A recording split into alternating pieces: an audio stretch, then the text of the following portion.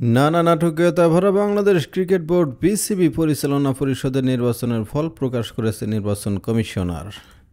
এতে বিনা প্রতিদ্বন্দ্বিতায় সভাপতি নির্বাচিত হয়েছেন আমিনুল ইসলাম বুলবুল। সোমবার ৬ অক্টোবর সকাল ১০টা থেকে বিকাল ৪টা পর্যন্ত চলে বাংলাদেশ ক্রিকেট বোর্ড বিসিবির নির্বাচনের ভোট গ্রহণ। এতে জেলা ও বিভাগীয় ক্যাটাগরি থেকে পরিচালক নির্বাচিত হন তিনি।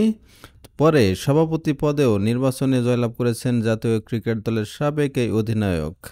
এর আগে বিসিবি পরিচালক পদে কারা নির্বাচিত হয়েছেন তাদের নাম প্রকাশ করেন নির্বাচন কমিশনার। বিসিবির গঠনতন্ত্র অনুযায়ী ৩ ক্যাটাগরি থেকে ২৩ জন পরিচালক পদে নির্বাচিত হয়েছেন। এছাড়া জাতীয় ক্রীড়া পরিষদ এনএসসি থেকে ২ জন পরিচালক হিসেবে মনোনীত হয়েছেন। সোমবার ৬ অক্টোবর রাজধানীর সোনারগাঁও হোটেলে সকাল ১০টা থেকে বিকাল ৪টা পর্যন্ত ভোট গ্রহণ অনুষ্ঠিত হয়।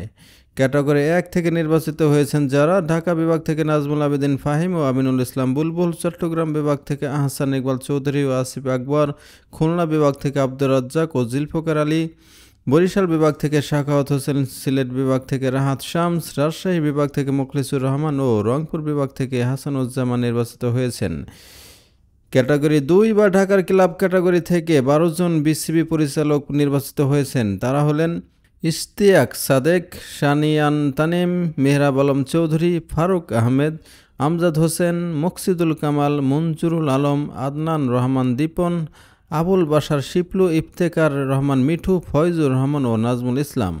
ক্যাটাগরি ৩ বা সাবেক ক্রিকেটার বিভিন্ন সরকারি এবং স্বায়ত্তশাসিত প্রতিষ্ঠানের কোটা থেকে নির্বাচিত হয়েছেন ১ জন। এই ক্যাটাগরিতে জাহাঙ্গীরনগর বিশ্ববিদ্যালয়ের মনোনীত কাউন্সিলর দেবব্রত পালকে হারিয়ে নির্বাচিত হয়েছেন সাবেক ক্রিকেটার খালেদ মাসুদ পাইলট।